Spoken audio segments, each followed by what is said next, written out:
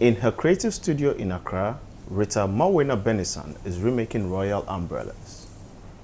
In public settings, Ghanaian chiefs sit under these umbrellas, and the golden totems and relics show their level of authority. The details are in their designs, and that's what Benissan is showing through her exhibitions. The royal umbrella kind of comes to play on how it's an object that is seen as a protector object, but it's also an object that showcases power and hierarchy. Raised and trained in the United States, Benissan is committed to showcasing African heritage through arts. She collects archives of films, photographs, documents, and artifacts of African culture for her foundation Sinini, which translates the making of a chief in Twi, a language spoken in southern and central Ghana. Benissan says her challenge is accessing these materials on the continent itself. How does a student who's Ghanaian American, coming back home, have less access of these photos, visuals, artifacts in Ghana, but in the States or in Europe has more access to it? Ghanaian historian Osebo Kantanka says about 90% of African cultural heritage artifacts are located outside the continent.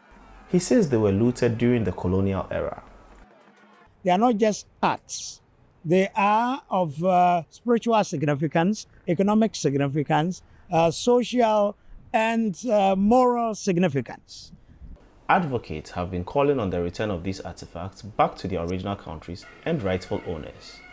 This year, Ghana's Ashanti Kingdom saw the return of artifacts from the United States and the United Kingdom.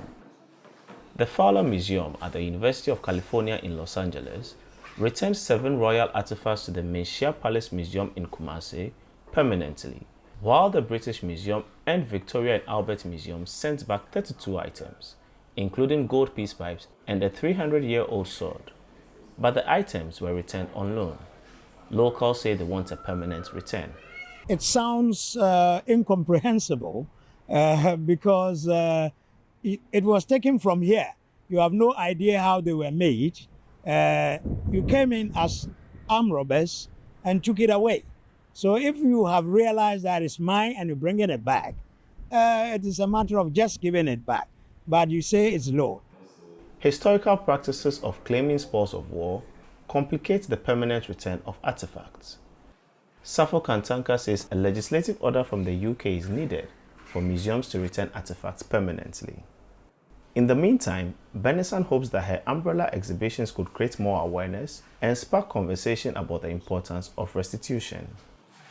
When people walk into a museum, when people walk into a gallery space, they're seeing these umbrellas, they're seeing these totems, they're seeing the stools, the thrones.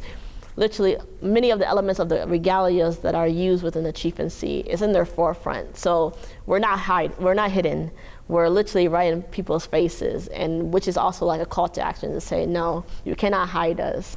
Benissan has held exhibitions in other parts of Africa and Europe and plans to organize more, hoping to boost her own career as well as the push to bring African artifacts back home.